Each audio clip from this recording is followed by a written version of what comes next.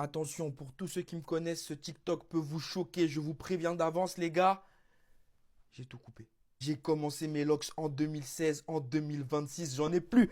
Purée! Pourquoi j'ai fait ça? Je vous l'ai dit, ça fait depuis 2016 que je les ai et au début, j'en prenais vraiment pas soin. Au début, j'allais refaire mes locks à Barbès chez des tantines. On me mettait du produit dedans, on m'a mis du fil dedans. J'ai accumulé des résidus, des trucs bizarres. Des trucs que j'arrivais pas à enlever avec du décapant. Et ça, déjà, ça a été la première gêne. Parce que quand t'es un mec propre et que tu vois que tes locks, il y a des trucs dedans que tu peux pas enlever même quand tu les laves, même quand tu les entretiens, ça fout le seum. Ensuite, les frères, les locks, c'est lourd sur la tête, hein. Ça pèse un tas. Quand tu fais une activité ou du sport, ça te tape dans les yeux.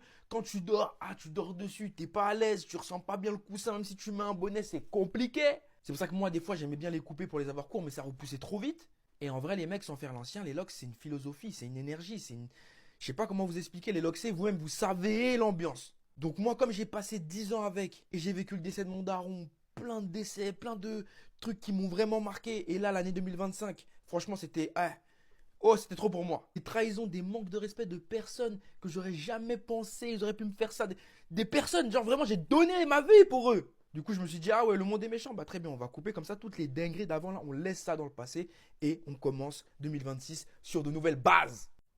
Et aussi, il faut savoir que à chaque fois que je refaisais mes locks, à chaque fois on me tirait sur le cuir chevelu, ça me faisait hyper mal. Et je disais toujours, c'est la dernière fois que je le fais et à chaque fois j'y allais. En plus, ça coûte cher. Vous savez très bien, faut entretenir, faut refaire. Ça coûte un bras purée. C'est vrai que j'ai pointé que les aspects négatifs, mais avoir des locks, ça a aussi du bon. Je sais pas, il y a une énergie, il y a une positivité, il y a une vibe qui rend différent. Franchement, ça me manque. C'est pour ça que je les ai gardés parce que, Bellec, à n'importe quel moment, je redeviens moi-même. Hein. Là, vous savez pas. Mais pour le moment, je pense que je veux calmer ça. J'ai plus besoin de ça là. J'ai besoin d'être un nouveau boug. Du coup, là, depuis tout à l'heure, je raconte ma vie. Je sais ce qui vous intéresse. Vous êtes en mode afro. Montre le bail. Je vais vous montrer le bail. Vous êtes prêts? J'ai fait mon face reveal en tant qu'afro rocher en 2020. Et en 2020, vous avez découvert mes locks. Là, en 2026, voilà.